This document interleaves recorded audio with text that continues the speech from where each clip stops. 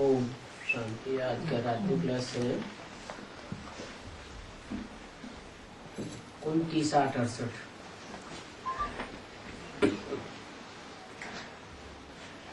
बच्चे जानते हैं कि हम विश्व में शांति का राज्य स्थापन कर रहे हैं।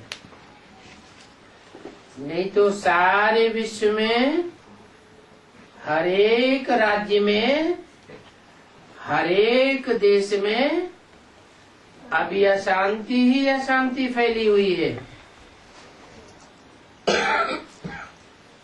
परंतु हम शिव बाप की श्रीमत पर सारे विश्व में शांति स्थापन करके ही छोड़ेंगे। अभी चाहते तो सभी है शांति, ऐसे तो कोई नहीं है जो अशांति चाहता हो। परंतु उन विचारों को ये पता नहीं है कि विश्व में शांति कब थी और कैसे होती है। शांति की इच्छा तो है ना, शांति की इच्छा है। इससे साबित होता है कि पहले कभी शांति भोगी है। कोई रसगुल्ले की इच्छा करता है तो इससे साबित होता है पहले कभी रसगुल्ला खाया है। तो विश्व में सभी शांति चाहते हैं, इसका मतलब कोई टाइम जरूर ऐसा हुआ है जबकि सारी दुनिया में सभी शांति में रहे हैं, पर तो कोई जानते नहीं है कि कब शांति थी और वो शांति कैसे स्थापन हुई। क्योंकि 2500 वर्ष की मनुष्यों की सृष्टि में जो हिस्ट्री मिल रही है उसमें तो कभी शांति देखी नहीं गई। तो कैसे शांति होती है इसका जवाब किसी के पास नहीं है। परंतु बाबा हमको बताते हैं कि सृष्टि के आदि में शांति ही शांति थी और वो शांति सुख शांति का जो सागर है, शांति का सागर, सुख का सागर, प्रेम का सागर, आनंद का सागर बाप ही कहा जाता है। वो सुप्रीम सोल बाप आकर के सारे विश्व में शांति स्थापन की थी और अभी फिर से स्थापन कर रहे हैं। कब स्थापन की थी? जब सृष्टि का आदि था। दुनिया की हर चीज, चाहे मकान हो, दुकान हो, कोई भी चीज हो, कोई प्लांट हो, कोई कारखाना हो, पहले पहले सतो प्रधान होता है, फिर सतो सामान्य होता है, फिर रजो होता है, फिर तमो बनता है। बच्चा भी शिशु होता है, कितना शोभनीक होता है, उसमें कोई भी विकार नहीं होते, काम क्रोध लोभ मोह अहंकार कुछ भी नहीं। फिर शैशवावस्था पार करता है, बाल्यकाल में आता है, थोड़ा माँ बाप को दुखी करने लगता है, कुछ न कुछ संगी साथी बच्चों के प्रभाव से कुछ विकृति आने लगती है, थोड़ी सी, लेकिन ना के बराबर। ऐसे ही जब जवान होता है तो तेजी से विकार बढ़ते हैं, बुढ़ापा आता है इतने विकारी बढ़ जाते हैं, लक्षण कि इंद्रियों से सुख भोग भी नहीं सकता विकारी, परंतु फिर भी वाइब्रेशन खराब करने में सिद्धस्त हो जाता है। तो दुनिया की हर चीज 4 अवस्थाओं से पसार होती है, तो ये सृष्टि भी 4 अवस्थाओं से पसार होती है। पहले सतो प्रधान थी, जब सतो प्रधान थी तो इसे सतयुग कहा जाता है। सतयुग में शांति ही शांति थी, सुख भी था और शांति भी थी। ये किसने स्थापन किया? ये सत्य युग एक सत्य बाप ही आकर के स्थापन करते हैं, सिवाय उस सत्य बाप के जिसे हम कहते हैं सत्य चित्त आनंद, उसके सिवाय और कोई भी इस दुनिया में सच्चिखंड स्थापन कर ही नहीं सकता। तो शांति में क्या क्या होता है ये भी किसी को पता नहीं। अखंड शांति तो शांति के सागर बाप का जो घर है, जिसे शांति धाम कहा जाता है, वही शांति होती है। क्यों होती है वहां अखंड शांति? क्योंकि वहां 5 तत्व नहीं होते हैं। कहा? जो शांति धाम परम पिता परमात्मा का लोक कहा जाता है, जिसे ब्रह्म लोक भी कहते हैं, वो परमात्मा के रहने का धाम है। उस धाम में शांति ही शांति है, सदैव ही शांति है, कभी भी वहां अशांति नहीं होती। और उसका कारण क्या है कि वहां 5 तत्वों का प्रभाव होता ही नहीं। 5 तत्वों से बनी हुई कोई चीज वहां नहीं है, वहां सिर्फ आत्मा ही आत्मा है। आत्मा कोई 5 तत्वों से तो बनती नहीं है। आत्मा अजर अमर अविनाशी है, और वो आत्मा 5 तत्वों से परे है। देह 5 तत्वों से बनती है। देह इस दुनिया की चीज है, और आत्मा आत्मलोक की चीज है। अंग्रेज लोग उसे कहते हैं सोल वर्ल्ड, मुसलमान उसे कहते हैं अर्श। अर्श में खुदा भी रहता है और हम आत्माएं भी वहां रहती हैं। जितनी भी रूहें हैं वो सब उस रूहानी लोक से ही इस दुनिया में आती है, परंतु वहां जब तक रहती है तब तक सदैव शांति है। यहाँ इस दुनिया में आती है तो जब सतो प्रधान स्टेज में है तो सुख में शांति में है, और जब रजो प्रधान बनती है तो दुख और अशांति पैदा हो जाती है। तो बाप कहते हैं जब विश्व में शांति थी, सारे विश्व में जब शांति थी तो जरूर हेवन था। अंग्रेज लोग उसे हेवन कहते हैं, पैराडाइज कहते हैं, मुसलमान उसको जन्नत कहते हैं, हिंदुओं में उनको स्वर्ग कहा जाता है। शांति का स्थान तो है ही ब्रह्मलोक, वहां सिर्फ शांति होती है। और जो स्वर्गलोक है वहां शांति भी है और सुख भी है, उसे सुखधाम कहा जाता है। सुखधाम में शांति समाई हुई है। जो भी सूर्यवंशी चंद्रवंशी थे वे सब सुखधाम में होते।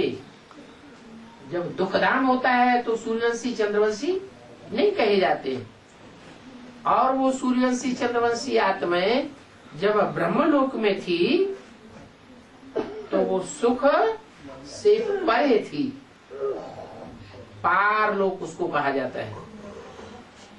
शांति का स्थान तो है ही ब्रह्मलोक। तो वो मांगते हैं इस विश्व में शांति हो, उनको ये चित्र दिखाया जाए कि विश्व में शांति ये होती है। कौन सा चित्र? 3 लोक का चित्र है। ऊपर ब्रह्मलोक है, बीच में सूक्ष्म लोक और नीचे पृथ्वी लोक, जिसे हम कहते हैं मनुष्य लोक। मनुष्य लोक नीचे, सूक्ष्म लोक बीच में, और उससे ऊपर ब्रह्मलोक।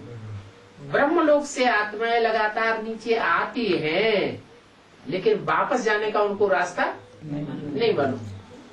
इसलिए इस दुनिया की आबादी, इस दुनिया की पॉपुलेशन बढ़ती रहती है। कभी कम नहीं होती है।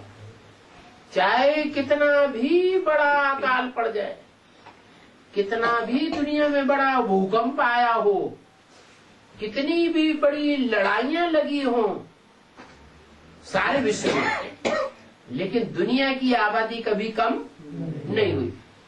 मनुष्यों की नहीं, पशु पक्षी कीट पतंग जो भी आत्माएं हैं उनकी संख्या बढ़ रही है लगातार, कभी घटती नहीं है।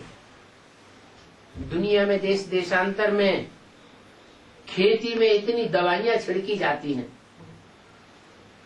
इतनी दवाइयां छिड़कने के बावजूद भी कीटाणुओं की संख्या बढ़ रही है या घट रही है? बढ़ रही है। इससे क्या साबित होता है? आत्माएं लगातार ब्रह्मलोक से आ रही है, वापस नहीं जा रही।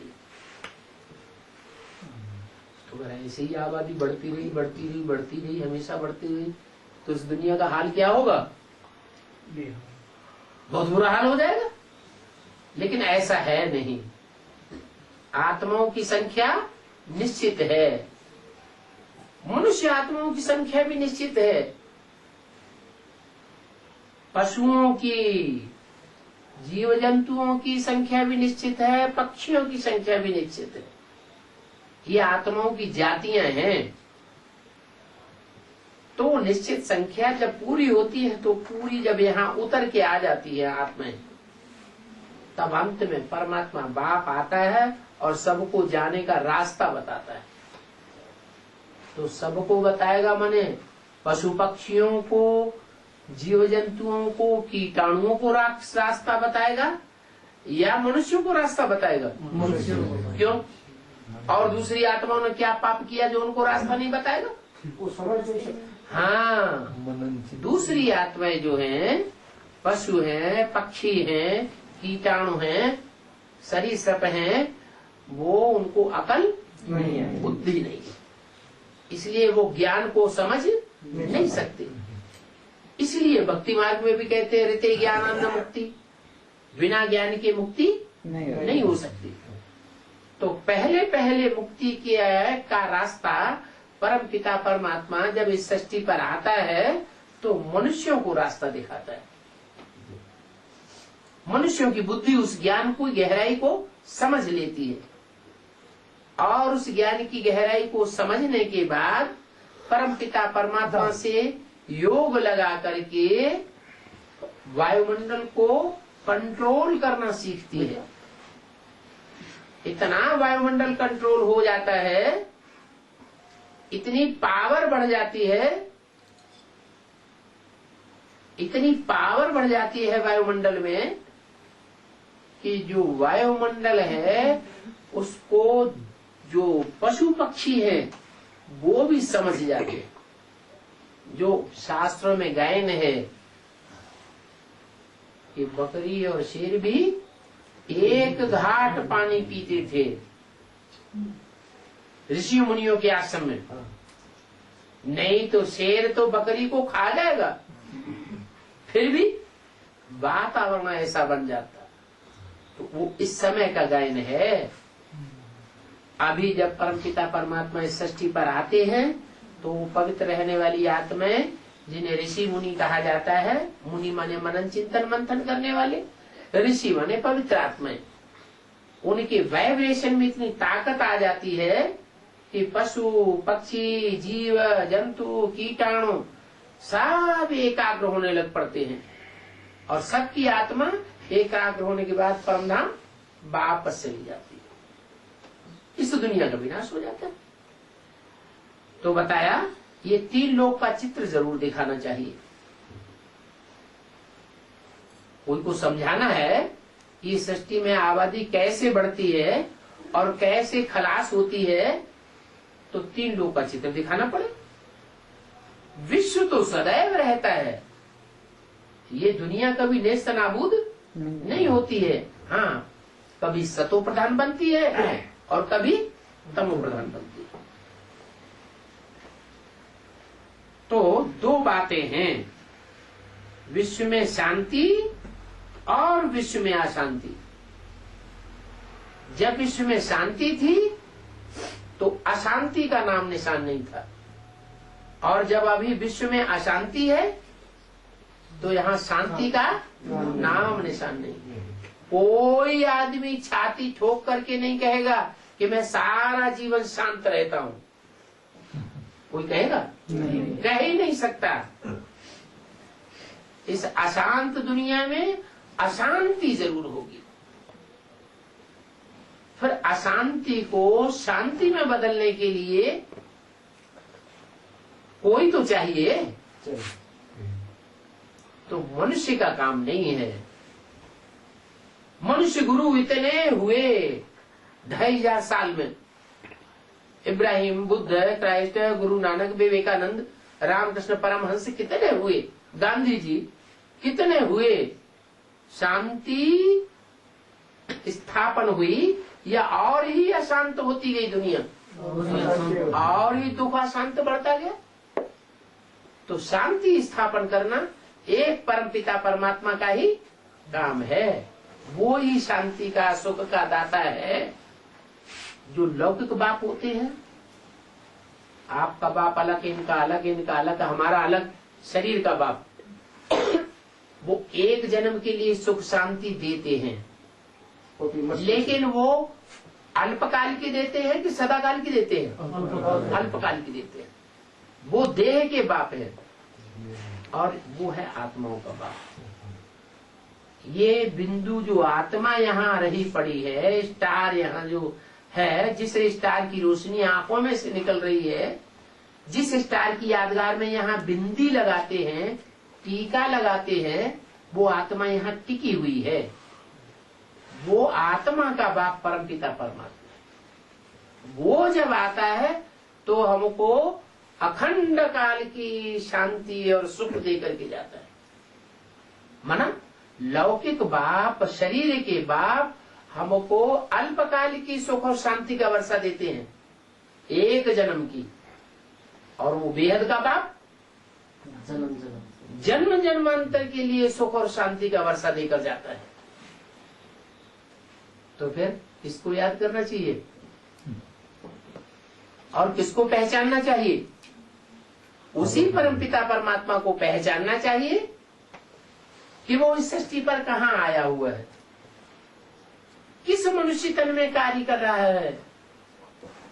नहीं तो गुरुओं ने तो सत्यानाश कर दिया कि जब कहीं भगवान नहीं मिला तो कह दिया सर्वव्यापी है, इसमें है, इसमें है, इसमें है, उसमें है, उसमें, उसमें, चारों तरफ भगवान ही भगवान है। अब चारों तरफ भगवान ही भगवान है तो बुद्धि बिखर जाएगी या एकाग्र होगी? बुद्धि बिखर गई सबकी। बुद्धि के बिखरने से एकाग्रता नष्ट हो गई, और एकाग्रता जब बुद्धि की नष्ट हो जाती है तो बुद्धिहीन आदमी बनेगा कि बुद्धिमान बनेगा? बुद्धिहीन हो गया। इतना बुद्धिहीन हो गया मनुष्य आज कि जिस दुनिया में बैठा हुआ है उसी दुनिया को नष्ट करने के लिए एटम बम तैयार कर लिए। जैसे कोई मूर्ख जिस डाली पर बैठा हुआ है उसी डाली को काट रहा है। ये हालत आज की बुद्धिमानों की हो गई है। तमो प्रधान बुद्धि कहेंगे या सतो प्रधान बुद्धि कहेंगे? ऐसी तमो प्रधान बुद्धि वाले मनुष्य हो गए और समझते हैं हम हैं बड़े होशियार। हम सच्ची सुख शांति वाली स्वर्ग की दुनिया बनाने वाले हम हैं। अहंकार देखो कितना है। और भगवान बाप जब इस सृष्टि पर आते हैं तो जिस मनुष्य तन में आते हैं उसमें जैसे अहंकार होता ही नहीं कभी। साधारण मनुष्य तन में आते हैं। इतने साधारण मनुष्य तन में आते हैं कि लोग पहचान भी नहीं पाते कि ये भगवान का रूप हो सकता है। गीता में भी इसीलिए लिखा हुआ है कि मुझे साधारण तन में आए हुए को मूढ़मती लोग नहीं पहचान पाते। तो देखो भगवान की देन में भगवान के स्वरूप में और मनुष्यों के स्वरूप में कितना अंतर है। भगवान की बुद्धि और मनुष्यों की बुद्धि जमीन आसमान का अंतर है। भगवान ऐसी बुद्धि वाला है जो कभी तमो प्रधान नहीं बनता, और मनुष्य सतो प्रधान देवता बन सकता है। देवता से फिर नीचे गिर करके असुर जरूर बनेगा।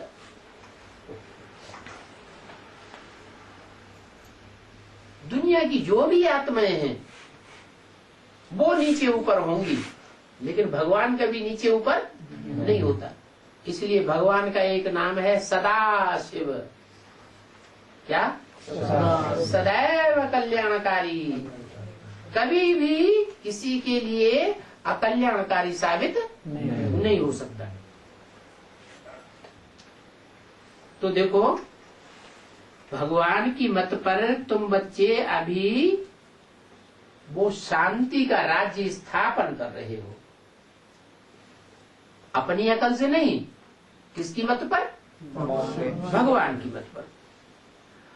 और अनेक बार तुमने विश्व में शांति स्थापन की है,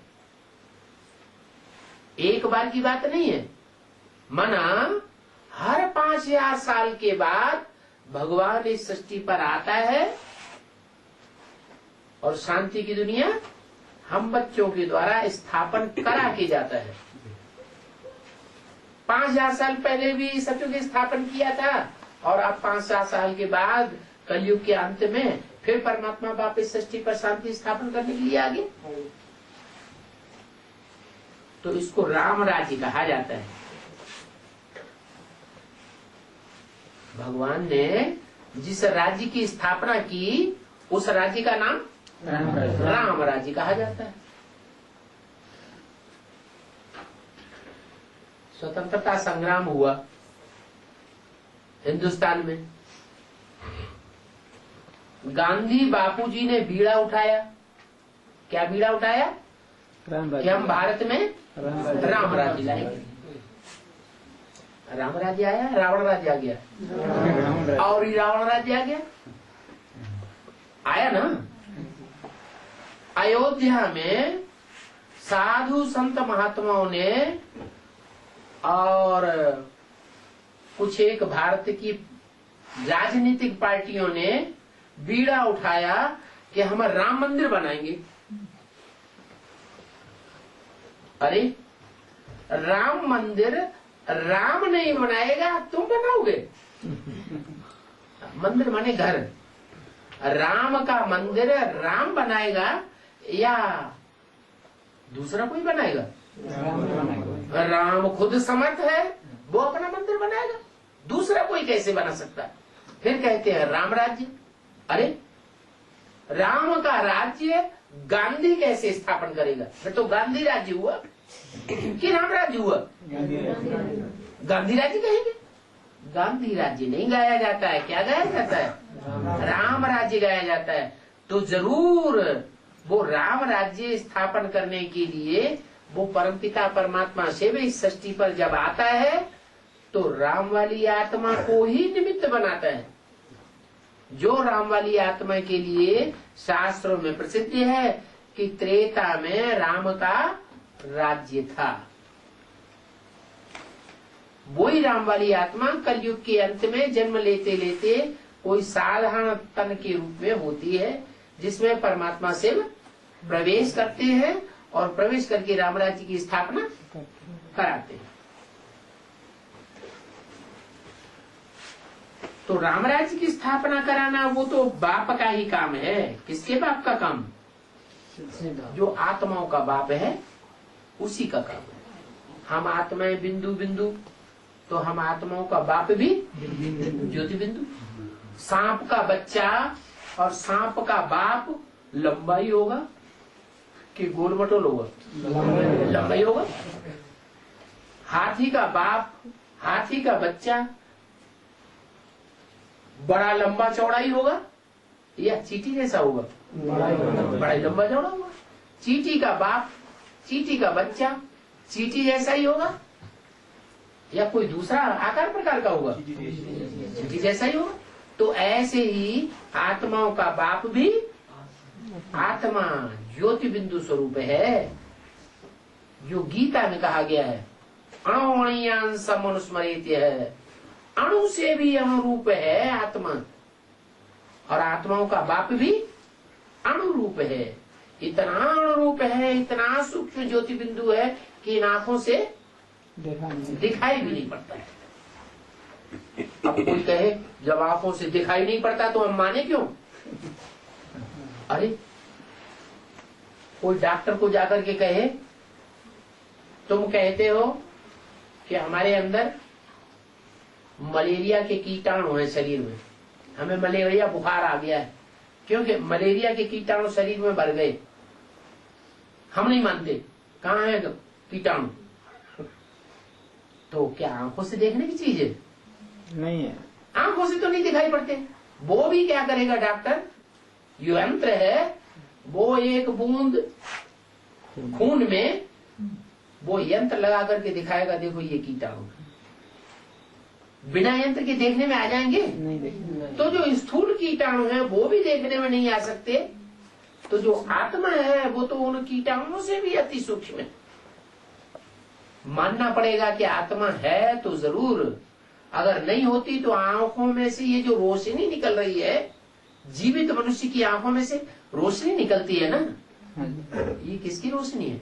आत्मा की रोशनी। मनुष्य जब शरीर छोड़ देता है तो आंखों की रोशनी कहाँ चली जाती है?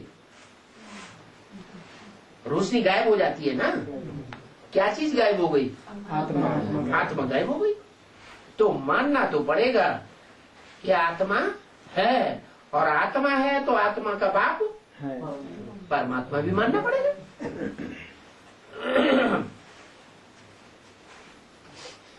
तो शांति का राज्य स्थापन करना उस आत्माओं के बाप परमपिता परमात्मा का ही काम है।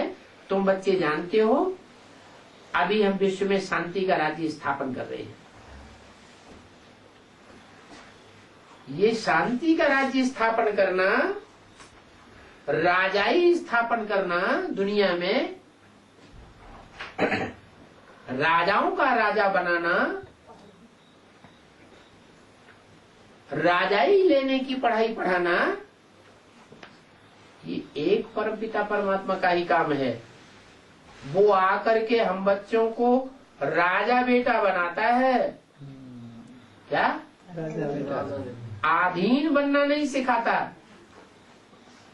राजा स्वाधीन होता है या आधीन होता है? स्वाधीन होता है। राजा तो स्वाधीन होता है। तो भगवान बाप हमको नौकर बनना नहीं सिखाता। अंग्रेजों ने आकर के हमको क्या सिखाया? नौकर बन जाओ। अरे बड़े से बड़ा ऑफिसर भी होगा तो किसी की नौकरी करेगा कि नहीं? किसी मिनिस्टर के नीचे करना पड़ेगा, नौकरी करेगा। तो दुनिया हमको आधीन बनाती है और भगवान बाप हमको स्वाधीन राजा बनाते हैं। कैसे बनाते हैं? राजयोग सिखाकर। ये राजयोग सिवाय परमपिता परमात्मा के और कोई दुनिया में नहीं सिखा सकता। दुनिया में कोई भी स्कूल किसी ने सुना हो, देखा हो कि उस स्कूल में राजाएं तैयार होते हैं, राजा ही करना सिखाया जाता है? तो कोई बताए। स्कूल में, कॉलेज में डॉक्टर बनावेंगे, इंजीनियर बनावेंगे, वकालत सिखावेंगे, वकील बनावेंगे, जज बनावेंगे, लेकिन राजा कोई भी कॉलेज में नहीं बनाया जाता। क्यों? अरे क्या दुनिया में राजाएं हुए नहीं है? हुए तो हैं। फिर उन राजाओं को राजाई किसने सिखाई? कब सिखाई? अरे कोई ने तो सिखाई होगी। वो विश्व में राजाई करना वही परमपिता परमात्मा आकर के सिखाते हैं राजयोग के द्वारा। वो राजयोग का ज्ञान गीता में दिया गया है, परंतु उस गीता में नहीं जो मनुष्यों की लिखी हुई गीता है संस्कृत में। जो भी धर्म पिताएं आते हैं, इब्राहिम, बुद्ध, क्राइस्ट, गुरु नानक, वो आकर के मुख से सुनाते हैं या किताब लिखते हैं? मुख से सुनाते हैं।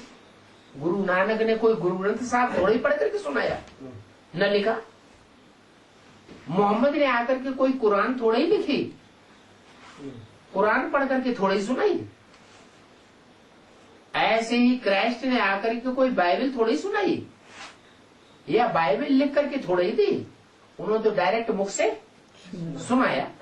ऐसे ही परमपिता परमात्मा जब इस सृष्टि पर आते हैं तो डायरेक्ट मुख से सुनाते हैं। जो ज्ञान, जो राजयोग का ज्ञान परमात्मा मुख से सुनाते हैं उसका नाम पड़ता है श्रीमद् भगवत गीता। ये गीता नहीं जो संस्कृत में लिखी हुई है, ये तो विद्वान पंडित आचार्यों ने लिखी है, सन्यासियों ने लिखी है, व्यास ने लिखी है। लेकिन मनुष्य कोई भगवान नहीं होता है। कोई कहे व्यास भगवान थे। अरे अगर व्यास भगवान थे तो कौन सी युग में थे? ये शास्त्रों की जो हिस्ट्री मिल रही है वो तो 2, 2.5, 3 हजार वर्ष से मिल रही है। बस 2.5 हजार वर्ष पहले से ये हिस्ट्री मिल रही है। अजंता, एलोरा, एलिफेंटा की गुफाओं में 2, 2.5 हजार साल पहले चित्रकारी हुई थी। उन चित्रकारी के आधार पर बाद में शास्त्र लिखे गए। इससे ज्यादा पुराना तो शास्त्र नहीं है। हिस्ट्री कितने साल की मिल रही है? 2.5 हजार साल की। 2.5 हजार साल की जो हिस्ट्री मिल रही है जिसमें तवारीख लिखी जाती है, दिन लिखे जाते हैं ना, इस तारीख को, इस दिन को, इस महीने को, इतने साल पहले लिखते हैं ना। तो ये दिन तब गिने जाते हैं जब आदमी दुखी होता है। इतने दिन हो गए। जब सुख होता है तो हिस्ट्री नहीं बनती है। दिन कोई नहीं गिनता है बैठ करके, पता ही नहीं चलता कितना टाइम गुजर गया। तो हिस्ट्री लिखी गई है दुख की दुनिया में। ये दुख की दुनिया होती है तब जब द्वापर शुरू होता है। द्वापर माने द्वैतवादी युग। क्या? 2 धर्म, 2 राज्य, 2 कुल, 2 भाषाएं, 2 मतें इस दुनिया में जब होने लगते हैं तब आपस में लड़ाई होती है, तब झगड़े फसाद बढ़ते हैं, तब दुख बढ़ता है। तो 2.5 हजार वर्ष की जो हिस्ट्री मनुष्यों के पास है वो दुख की दुनिया है, रावण राज्य की दुनिया है। रावण का काम होता है रुलाना। रावण क्या? रावयते लोकानिति रावण, जो लोगों को रुलाता है वो रावण है। तो ये रावण की दुनिया है 2.5 हजार साल से। 2.5 हजार साल से पहले राम की दुनिया थी। अभी राम की दुनिया नहीं है। राम वाली आत्मा भी अभी रावण राज्य में है, कांटों के जंगल में है। क्या? हाँ, राम वाली आत्मा को भी रावण राज्य के अंडर में रहना पड़ रहा है अभी। और जो ऊपर से भगवान आता है राम वाले तन में, उसके लिए भी ड्रामा बना हुआ है। क्या? कि पुरानी दुनिया में आता है और पुराने शरीर में आता है। पुरानी दुनिया में पतित तन में आकर के, कांटों के जंगल में आकर के फूलों का बगीचा तैयार करता है। वो फूलों का बगीचा अभी परमपिता परमात्मा आकर के स्थापन कर रहे हैं। परंतु दुनिया में अभी प्रजा के ऊपर प्रजा का राज्य है, राजाओं का राज्य नहीं है। कहीं है राजाओं का राज्य? अरे एक नेपाल देश रह गया था सारी दुनिया में जहां राजा का राज्य चल रहा था, वो भी खत्म हो गया। कोई कहे नेपाल में ही क्यों चल रहा था? अरे इसका नाम ही है नईपाल। नईपाल माने नई दुनिया की पालना करने वाले। जब भगवान बाप इस सृष्टि पर आता है तो जो असली नई दुनिया की पालना करने वाले होते हैं पहले क्या? वो भगवान की याद में ऊंचे चढ़ते हैं, ऊंची स्टेज में जाते हैं। जैसे शंकर जी को क्या दिखाया गया? ऊंची स्टेज में या नीची स्टेज में है? हैं? ऊंची स्टेज में है। कैलाश पर्वत पर दिखाया जाता है ना, तो कैलाश पर्वत दिखाने का मतलब ये थोड़ा ही है कि कोई पहाड़ पर भगवान बैठा हुआ है शंकर बन करके, नहीं। अरे इसी दुनिया में आकर के उन्होंने तपस्या की है। तो वास्तव में ऊंची स्टेज का मतलब है भगवान की याद में ऊंचा चढ़ जाना। ऐसी ऊंची स्टेज में रह करके जिन्होंने तपस्या की है, ऐसी आत्माएं ही नेपाल वासी कहे जाते हैं। कहाँ के वासी? नई दुनिया के पालन करने वाले नेपाली कहे जाते हैं। इसलिए भक्ति मार्ग में जो नेपाल देश है वो पहाड़ पे दिखाया गया। क्या असली नेपाल कहाँ है? पहाड़ पर। और वहां राजाइयां चली हैं। खासियत ये है कि भगवान ने जिस राज्य की स्थापना की और नेपालियों ने आकर के उसकी पालना की, उस राज्य की, उस राज्य के ऊपर किसी विदेशी ने आज तक हमला नहीं किया। हिंदुस्तान के ऊपर हर स्टेट के ऊपर विदेशियों का हमला हुआ, लेकिन नेपाल के ऊपर कोई विदेशी ने हमला नहीं किया। अगर हमला हुआ भी है तो ओ माओवादी, माओवादी, उनका नाम क्या है? माओवादी, माओवादी, ओ अम्मावादी। जो माँ के पुजारी है ना, आपने देखा है भगवान की पूजा करने वाले भी हैं, भगवान बाप की भी पूजा करने वाले हैं, और साथ साथ में अम्मा की भी पूजा करने वाले हैं। लेकिन जो अम्मा की पूजा करने वाले हैं वो रावण संप्रदाय दिखाए गए हैं रामायण में। रावण किसकी पूजा करता था? देवी की पूजा करता था। सिंगल देवी की पूजा करता था या स्त्री पुरुष देवी और देवता दोनों की पूजा करता था? सिंगल देवी की पूजा करता था। ये हो गई रावण संप्रदाय की पूजा। जय माता दी कहेंगे, पिताजी को भूल जाएंगे। माना वो शूटिंग अभी होती है। जब भगवान इस सृष्टि पर आते हैं तो जब आकर के राजाई का ज्ञान देते हैं, तो जिन बच्चों को राजाई का ज्ञान देते हैं उनमें जो छोटे छोटी अकल के बच्चे होते हैं, कम अकल के बच्चे, शुरुआत की पढ़ाई पढ़ते हैं ना, तो वो अम्मा ही अम्मा चिल्लाते हैं। वो अपना नाम भी रखते हैं BK, ब्रह्मा कुमार। ब्रह्मा माने बड़ी, माँ माने माँ। बड़ी अम्मा के कुमार हैं हम, पिता का नाम नहीं। अरे कोई बच्चा ये कहे कि हम अम्मा के बच्चे हैं, कोई दूसरा पूछे अरे पापा का तो नाम बताओ। नहीं नहीं नहीं, हम अम्मा के बच्चे हैं। तो लोग अच्छा समझेंगे, बुरा समझेंगे? बुरा समझेंगे, बुरी बात समझेंगे। तो ऐसे ही ये असुर है। जो आसुरी संप्रदाय होते हैं वो अम्मावादी होते हैं। उनका नाम है माओवादी। कोई बैठा हो तो बुरा नहीं मानना।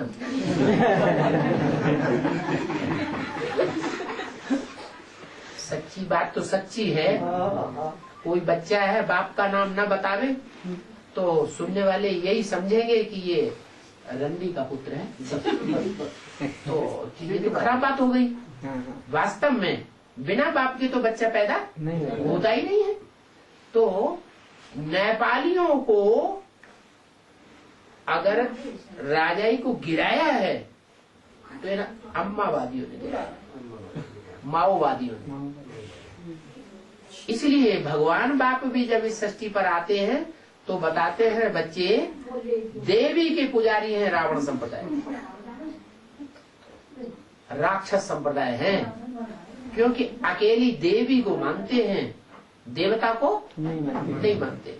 हमारा जो धर्म है जिसे हम सनातन धर्म कहते हैं, वो सनातन धर्म तो प्रवृत्ति मार्ग को मानने वाला है। प्रवृत्ति मार्ग में भगवान जब आया था प्रवृत्ति मार्ग स्थापन करने, तो उसने नर से नारायण और साथ में नारी से लक्ष्मी बनाया। तो ये प्रवृत्ति मार्ग हुआ, ये कोई निवृत्ति मार्ग नहीं है। भगवान ने तो लक्ष्मी नारायण की दुनिया बनाई थी, प्रवृत्ति मार्ग की दुनिया बनाई थी, लक्ष्मी नारायण का राज्य स्थापन किया था। इन सन्यासियों ने आकर के प्रवृत्ति मार्ग खत्म कर दिया। ये जितने भी विधर्मी आए, इब्राहिम, बुद्ध, क्राइस्ट, गुरु नानक, शंकराचार्य, ये सिख धर्म स्थापन किया गुरु नानक, महर्षि दयानंद, ये सब निवृत्ति मार्ग वाले हैं, विधर्मी हैं, विपरीत धर्म स्थापन करने वाले, विपरीत धारणाओं की स्थापना इन्होंने की। अब भगवान बाप आया हुआ है, तो वो कहते हैं सब धर्मों का विनाश, विनाशाय च दुष्कृतम धर्म संस्थापनार्थाय। गीता में क्या लिखा है? मैं सब धर्म की स्थापना करने के लिए आता हूँ। सत्य माने सच्चा धर्म, और जितने भी झूठे धर्म दुनिया में फैले हुए हैं उन सबका विनाश कर देगा। सब धर्मों का ही विनाश नहीं करता हूँ, जितने भी सब धर्म खंड हैं, इस्लामी धर्म खंड, अरब देश, मिस्र वगैरह, अफ्रीका में मुस्लिम धर्म खंड, इराक, ईरान, अफगानिस्तान, पाकिस्तान, ये सब खलास होने वाले हैं। क्रिश्चियन धर्म खंड, यूरोपीय देश, अमेरिका, ये सब धर्म खंड समुद्र के गर्त में समा जाएंगे। इसलिए 500 वर्ष से पहले इनकी हिस्ट्री नहीं मिलती। अमेरिका 500 साल पहले मनुष्य के दिमाग में ही नहीं थी, क्योंकि अमेरिका समुद्र के गर्त में समाई हुई थी। ऑस्ट्रेलिया 300 साल पहले, सिर्फ 300 साल पहले समुद्र के गर्त में थी, धीरे धीरे ऊपर आई, तब 300 साल पहले ऑस्ट्रेलिया का इजाद हुआ, वहां मनुष्य जाकर के बसने लगे। तो जितने भी धर्म खंड हैं वो सब बाद में ऊपर आए हैं, पहले न थे और अब न रहेंगे। ये सब विनाशी धर्म खंड है, विनाशी धर्म है, विनाशी धर्म खंड है, और विनाशी इनके फॉलोअर्स हैं। भगवान जब इस सृष्टि पर आता है तो ये झूठों की दुनिया सब खलास हो जाती है। जो सच्चे सच्चे हैं वही नई दुनिया की पालना करने वाले, वो ही रहेंगे, और बाकी सब खत्म हो जाएंगे। तो उनको कहते हैं गोरखा बटालियन। कौन सी बटालियन? गोरखा। गोरखा माने गौ रक्षा करने वाली बटालियन, गौओं की रक्षा करने वाली बटालियन। उन्होंने समझ लिया गौ वो जानवर, गौओं की रक्षा करने से नई दुनिया नहीं बन जाएगी। वास्तव में भारत के अंदर जो कन्याएं माताएं होती हैं वो ही गौएं हैं। भारतीय परंपरा में कन्याओं माताओं को जिंदगी भर जिस खूंटे से बांध दिया जाता है, जिस परिवार में, सारा जीवन वहां बंद करके रहती है, इतना सीधा साधा उनका जीवन है। तो गौ कौन हुई? वो जानवर गौ है? गौ माने सीधा साधा स्वभाव। तो इन गौओं की रक्षा भगवान ने आकर की थी। शास्त्रों में जो लिख दिया है कि वो जानवर गौ है, भगवान के पांव चाटती थी। अरे वो पांव चाटने की बात नहीं है, ये तो बुद्ध रूपी पांव है। जैसे कहते हैं पांव तुम्हारे वहां नहीं पहुंच सकते, पांव माने बुद्धि रूपी पांव। तो कृष्ण गौएं चराते थे, इसका मतलब ये नहीं है कि कृष्ण भगवान ने कोई जानवर गौएं चराई, नहीं। भगवान जब आते हैं तो भगवान के आने पर जो कन्याएं माताएं इस संसार में बहुत दुखी होती हैं, उनका आकर के रक्षण करते हैं। उस गौ माता का दूसरा नाम है पृथ्वी माता। माताओं का संरक्षण करने के लिए भगवान आता है। और वो संरक्षण करने वाले इस दुनिया में मुट्ठी भर थोड़े से निकलते हैं, जिनको कहा जाता है गोरखा बटालियन। जैसे क्षत्रियों की बटालियन प्रसिद्ध है ना भारतवर्ष में, राजपूत बटालियन, ऐसे ही उत्तर भारत में गोरखा बटालियन प्रसिद्ध है। तो अभी भगवान बाप आया हुआ है, सारे हिंदुस्तान में अपने घरों की रखवाली करने के लिए हिंदुस्तानियों को नहीं रखेंगे, बिहारियों को नहीं रखेंगे, उत्तर प्रदेश वालों को नहीं रखेंगे, कोई देश को गार्ड बना के नहीं रखेंगे, नेपालियों को ढूंढेंगे। क्यों? नेपालियों को ही क्यों ढूंढते हैं? क्योंकि नेपाली कौम आज भी सच्ची है, किसी को धोखा देने वाली नहीं है। हाँ, संघ के रंग में आकर के कोई बिगड़ जाए बात दूसरी, वो बात दूसरी। तो भगवान भी आकर के जो नई दुनिया की पालना करने वाले सच्चे सच्चे बच्चे हैं, उन बच्चों को अभी एक एक करके उठा रहा है। तो बोला है कि भगवान जब इस सृष्टि पर आते हैं तो नई दुनिया की पालना करने वाले जो सूर्यवंशी बच्चे हैं, उन बच्चों को उठाते हैं। सूर्यवंशी क्यों कहा? सूर्यवंशी इसलिए कहा कि नेपाल देश पूरब में माना जाता है या पश्चिम में? पूरब में। पहले सिक्किम का जो हिस्सा है वो भी नेपाल ही था, और जब सूर्य निकलता है तो हिंदुस्तान में सबसे पहले कहाँ निकलता है? पूरब में निकलता है। जो एवरेस्ट शिखर है, सबसे ऊंची चोटी, वो किस बात की यादगार है? वो इस बात की यादगार है कि ब्राह्मणों में जो चोटी के ब्राह्मण हुए हैं, सबसे ऊंची कोटि के ब्राह्मण, वो चोटी के ब्राह्मण नेपाल से हुए, नई दुनिया की पालना करने वालों के ग्रुप से हुए। उनकी यादगार में आज भी एवरेस्ट शिखर है, जहां से सूर्य उदय होता है। सिर्फ एवरेस्ट शिखर के ऊपर जो खड़ा होगा उसको सूर्य सबसे पहले दिखाई देगा, या हिंदुस्तान वालों को, पाकिस्तान वालों को पहले दिखाई देगा? छोटी होने वालों को पहले दिखाई देगा। तो इसका मतलब ये हुआ कि जो ज्ञान सूर्य इस सृष्टि पर जब प्रकट होता है तो पहले पहले कौन पहचानते हैं? वो ही नेपाली आत्मा पहले पहले पहचानती। कोई कहे कि अब हम बाद में क्यों निकल रहे हैं? हिंदुस्तान में तो यूपी वाले, मराठा वाले, मध्य प्रदेश वाले, राजस्थान वाले, पंजाब वाले, हरियाणा वाले, सारे ही स्टेट्स वाले ज्ञान में निकल गए। फिर बाद में नेपाल का नंबर लगा। ऐसा क्यों है? ऐसा इसलिए है कि ये यज्ञ कोई अभी से नहीं चल रहा है, ज्ञान यज्ञ। इस यज्ञ को चलते चलते 70 साल हो गए, 70 साल से भी ऊपर हो चुका है। 70 साल पहले यही आत्माएं वो ज्ञान ले रही थी। इस जन्म से पहले अगर कोई की उम्र ज्यादा है, 70-80 साल से ज्यादा है, तो भी ये साबित होता है कि वो आत्माएं राम राज्य स्थापन करने वाली राम वाली आत्मा के साथ अनेक जन्मों तक पार्ट बजाती रही है।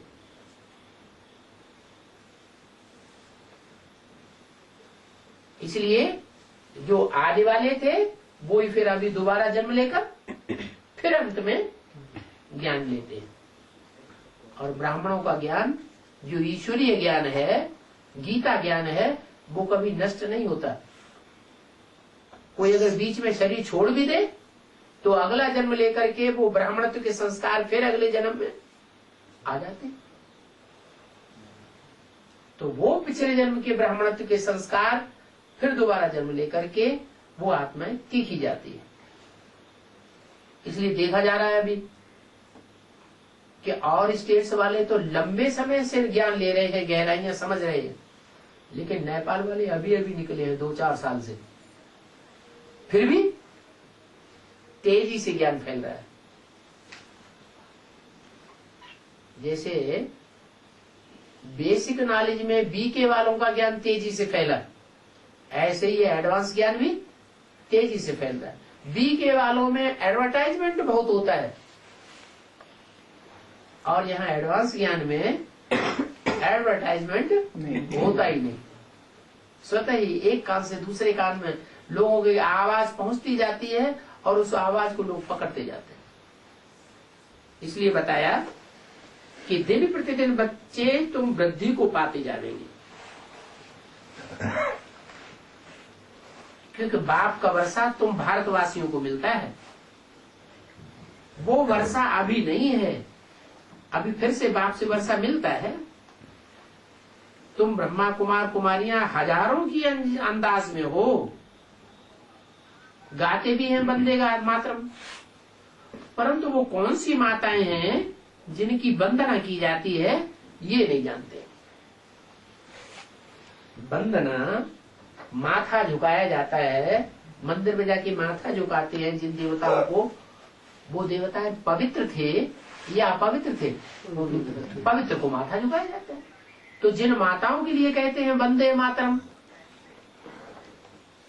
वो माताएं भी पवित्र जीवन बिताने वाली रही होंगी या अपवित्र माताएं रही होंगी? पवित्र माताएं रही, जिन्हें शिव शक्तियां कहा जाता है। ये पवित्र माताएं ही स्वर्ग का द्वार खोलती हैं। क्या प्रैक्टिकल जीवन में भी वो स्वर्ग का द्वार खोलने के निमित्त बनती हैं। और जो रावण संप्रदाय की माताएं हैं वो नरक का द्वार खोल के बैठ जाती हैं, हमारे व्यभिचारिणी बनती हैं, वो रावण संप्रदाय की हैं। और जो स्वर्ग का द्वार खोलती हैं वो पवित्र जीवन बिताने वाली माताएं हैं। माताओं के सिर पर शास्त्रों में भी कलश दिखाया गया है। जब अमृत बांटा गया तो किसको निमित्त बनाया गया? माता। कौन सी माता थी? वही लक्ष्मी माता। भगवान आते हैं तो नर को नारायण और नारी को लक्ष्मी बनाते हैं। तो जो नारियां नंबरवार नारी से लक्ष्मी माताएं बनी थी, वो ही माताएं अभी भी निमित्त बनती है स्वर्ग का द्वार खोलने के लिए। माताओं का ही नाम लिया। क्यों? देवताओं ने अमृत रस नहीं पिया था। जब अमृत बांटा गया, सागर मंथन हुआ, तो देवताओं ने अमृत नहीं पिया था क्या? पिया था। तो देवताओं को निमित्त क्यों नहीं बनाया गया? माता को ही निमित्त क्यों बनाया गया? इसलिए बनाया गया कि पवित्र रहने की जहां बात आती है, ब्रह्मचर्य जीवन में पालन करने की बात जहां आती है, वहां कन्या माताओं में पवित्रता के प्रति लाज रहती है और पुरुष निर्लज्ज होते हैं। इसलिए भगवान बाप ने कहा है पुरुष सब है दुर्योधन दुशासन, और कन्या माताएं हैं द्रौपदियां, सीताएं, पार्वतियां। वो अगर अपनी पे आ जाए तो उनको पवित्र रहने से कोई रोक ही नहीं सकता। फिर उनको कहा जाता है शिव की शक्ति है। तो माताओं के सिर पर कलश रखा जाता है। शादी भी जब करते हैं तो कलश की स्थापना करते हैं ना, वो ज्ञान का कलश आज भी पूजा जाता है, जिसकी जिम्मेवारी माताओं ने उठाई थी। कलश के ऊपर ज्योति भी जगाते हैं। क्या लक्ष्मी ने जो कलश धारण किया, अमृत रस बांटा, वो कलश जो है, अमृत कलश जो कहा जाता है, वो वास्तव में उसमें ज्ञान की ज्योति भी है। वो ज्ञान की ज्योति आज भी जगाते हैं। ये सभी निशानियां हैं जो भक्ति मार्ग में देखी जाती हैं। किस समय की निशानियां? जब भगवान इस सृष्टि पर आते हैं उस समय की ये सारी निशानियां हैं। जैसे बिंदी लगाते हैं, कहाँ की निशानी है? भगवान ने आके बताया तुम बिंदु हो। यहाँ टीका लगाते हैं, भगवान ने आकर के बताया तुम्हारी आत्मा यहाँ टिकी हुई है। नहीं तो बिंदु यहाँ लगा देते, यहाँ तो नहीं लगाते, क्योंकि आत्मा यहाँ नहीं टिकी हुई है।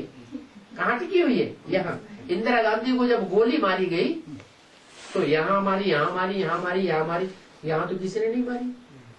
अगर मारने वाला जानता होता तो 27 गोलियां नहीं चलाता, एक ही गोली यहाँ मार देता, खेल खलास हो जाता। 27 गोलियां दागी उसने, और इंदिरा गांधी की जीवित बनी रहने की संभावना थी। उनको एक हॉस्पिटल से दूसरे हॉस्पिटल में ले जाते रहे। डॉक्टरों ने मरा हुआ घोषित तुरंत नहीं साबित किया, बाद में शरीर छूट गया। कहने का मतलब यहां गोली मारी जाए तो तुरंत खत्म, और शरीर के दूसरे हिस्से में कहीं गोली मारी जाए और डॉक्टर तैयार हो, हॉस्पिटल तैयार हो, तो जिंदा भी हो जाता है। इससे क्या साबित हुआ? आत्मा कहाँ रहती है? घट में रहती है। तो भगवान ने आकर के संगम युग में ये निशानियां बताई है, जो निशानियां आज भी भक्ति मार्ग में काम में लाते हैं। माताएं बिंदी लगाती हैं, पुरुष टीका लगाते हैं। तो ये निशानियां हैं। जैसे और दिन होते हैं वैसे ये शादी के दिन भी ये रस्म रिवाज मनाई जाती है। सतयुग में सभी की ज्योति जगी हुई थी, अभी तुम्हारी ज्योति जग रही है। बाप पढ़ाए गए, पहले भी बाप जरूर आया था, परंतु कितना समय रहा ये किसी को पता नहीं है। 5000 साल पहले भी भगवान इस सृष्टि पर आया था, परंतु ये किसी को पता ही नहीं कितने टाइम रहा। अगर पता होता तो फिर जान जाते कि जैसे और धर्म पिताएं 100 वर्ष के अंदर अपना धर्म स्थापन करते हैं, वैसे भगवान भी इस सृष्टि पर 100 वर्ष के अंदर सनातन धर्म की स्थापना करके चला जाता है, लेकिन किसी को पता ही नहीं। तो कैसे और किसके रथ में आया और कितने दिन रहा किसी को पता नहीं। कैसे आया? जैसे भूत प्रेत किसी में प्रवेश करते हैं, ऐसे भगवान भी कोई तन में प्रवेश करता है। जैसे भूत प्रेतों का अपना रथ होता है मुकर्रर, ऐसे नहीं भूत इसमें भी आ जाएगा, इसमें भी आ जाएगा, इसमें भी आ जाएगा, इसमें भी आ जाएगा, नहीं। उसका जो मुकर्रर रथ होगा उसी में आवेगा, सब में नहीं आवेगा। ऐसे ही भगवान भी उसका एक मुकर्रर रथ है और एक टेम्परेरी रथ है, उन्हीं दो में आता। टेम्परेरी रथ है कृष्ण वाली आत्मा और मुकर्रर रथ है राम वाली आत्मा। यही सारी सृष्टि के हीरो हीरोइन हैं। जिन हीरो हीरोइन में वो परमपिता परमात्मा शिव प्रवेश करके और हम बच्चों को नई दुनिया के लिए पढ़ाने के निमित्त बनाता है। तो उसके आने की यादगार है शिवरात्रि। क्या शिवरात्रि रात्रि क्यों कहते हैं? एक तो शिवरात्रि, शिव माने क्या है? शिव माने कल्याणकारी है। भले रात्रि, भले भगवान अज्ञान की रात्रि में आता है, परंतु फिर भी अज्ञान की रात्रि में आने के बावजूद भी वो रात्रि कल्याणकारी सारी दुनिया के लिए साबित होती है। नहीं तो रात्रि में मनुष्य ठोकरें खाएंगे या उजियाले में ठोकरें खाएंगे? रात्रि में तो ठोकरें खाते हैं, लेकिन क्योंकि भगवान ज्ञान सूर्य रात्रि में ही इस सृष्टि पर आता है। क्या सूरज सवेरे को निकलता है तो कोई कहता है कि रात्रि में सूर्य निकला है? रात्रि के 12 बजे निकलता है सूर्य? नहीं निकलता। अच्छा, पृथ्वी गोल है?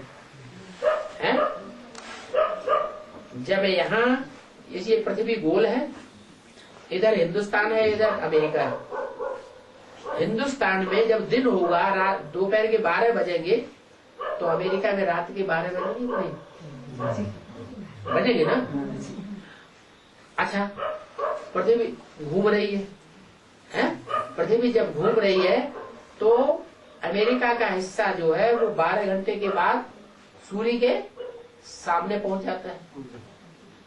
तो अमेरिका वाले जो है विदेशी ज्यादा बुद्धि तीखी होने के कारण वो इस बात को समझ गए कि रात्रि के 12 बजे के बाद जो अमेरिका का हिस्सा सूर्य के सामने आने लगा, तो रात्रि के 12 बजे से सूर्य उदय होता है या जब सामने पहुंच जाएगा तब उदय होता है? रात्रि के 12 बजे से ही उदय हो जाता है। तो विदेशी लोग दिन की शुरुआत रात के 12 बजे से मानते हैं। क्या उनकी जो तिथि तारीख है, दिन है, उसकी शुरुआत रात के 12 बजे से, रात के 12 बजेंगे तारीख बदल देंगे। और हिंदुस्तान में रात के 12 बजे नहीं मानते हैं, वो मानते हैं जब सुबह को 5-6 बजते हैं तब दिन की शुरुआत मानते हैं। माना ये जो मनुष्यों की, वैज्ञानिकों की बुद्धि है ना, ये वैज्ञानिक लोग विदेशी हैं या स्वदेशी है? विदेशी है, तीखी बुद्धि वाले हैं। इसलिए वो आज ये भी जान देते हैं कि पेट के अंदर बच्चा है कि बच्ची है। जान लेते कि नहीं? बुद्धि की तीव्रता है उनके अंदर। हिंदुस्तानी तो बेचारी ये प्रक्रिया को नहीं जान सके आज तक। तो ये तीव्र बुद्धि होने के कारण भगवान को पहले पहचान तो लेते हैं, समझ लेते हैं कि रात्रि के 12 बजे से सूर्य उदय होता है। इसलिए आज भी भारत में रात्रि के 12 बजे शिवरात्रि मनाई जाती है, क्योंकि भगवान बाप जब आते हैं इस दुनिया में तो विदेशी आत्मा पहले पहचानती है। जो भारत देश के रहने वाले हैं वो नहीं पहचानते। भारत देश के हैं भारतवासी कुंभकर्ण। कुंभकर्ण सच्चा था या रावण सच्चा था? हा? कौन सच्चा था? कुंभकर्ण सच्चा था। उसने रावण से साफ कह दिया तुमने खराब काम किया, सीता वापस कर दो। भले रावण ने माना या नहीं माना, नहीं भी माना तो भी उसने रावण का पक्ष लिया लड़ाई लड़ने के लिए। राम की तरफ से लड़ाई नहीं लड़ी। क्यों? इसलिए नहीं लड़ी कि उसने कहा कि मैं जो खून ये शरीर जन्म लिया है आत्मा ने, वो रावण कुल में जन्म लिया है। इसलिए जब तक ये शरीर रहेगा तब तक मैं रावण संप्रदाय का साथ दूंगा। शरीर जब खलास हो जाएगा तो मैं राम संप्रदाय की तरफ चला जाऊंगा। तो कहने का मतलब ये भारतवासी जो आत्माएं हैं वो आज सोई हुई है अज्ञान नींद में, विदेशियों को फॉलो कर रही है, विदेशियों की शिक्षा ले रही है, विदेशियों का पहनावा पहन रही है। देखो हमने भी पैजामा पहनना शुरू कर दिया। आपने टोपी पहनाई, हमने फिर भी उतार के रखी। विदेशी हो गए। अब चूंकि भगवान बाप इस सृष्टि पर आता है, वो आकर के भारत में स्वर्ग स्थापन करता है, विदेश में स्वर्ग स्थापन नहीं करता। इसलिए भारत में शिवरात्रि मनाई जाती है, विदेशों में शिवरात्रि नहीं मनाई जाती। बाप भारत में आते हैं तो भी भारतवासी बनकर के नहीं आते हैं, विदेशी बनकर के आते हैं। क्यों आते हैं? क्योंकि बाप कहते हैं मैं सिर्फ भारतवासियों का बाप थोड़े ही हूँ, सबका मैं तो हिंदू मुसलमान सिख ईसाई जो भी मनुष्य मात्र हैं सबका सबका बाप। राम वाली आत्मा भी सारे विश्व का पिता है, सारी मनुष्य सृष्टि का पिता है, वो आदि पिता है, जिसके लिए शास्त्रों में कहते हैं तुम आदिदेव पुरुष है पुराण तुमस्य विश्वस्य परमम निधानम। शंकर के लिए स्तुति करते हैं ना, तो वो शंकर वाली आत्मा ही राम वाली आत्मा है। राम कृष्ण ये हीरो हीरोइन वाली वो आत्माएं हैं जो भगवान के आने पर इस सृष्टि पर ब्रह्मा और शंकर के रूप में संसार में प्रत्यक्ष होती है। कृष्ण वाली आत्मा ब्रह्मा के रूप में और राम वाली आत्मा शंकर के रूप में प्रत्यक्ष होती है। गंगा छोटी गंगा नहीं है, कैसी गंगा है? क्या बाहर तक लाइन लगी हुई है, हाँ, सब ज्ञान में आ जाएंगे। ओम शांति।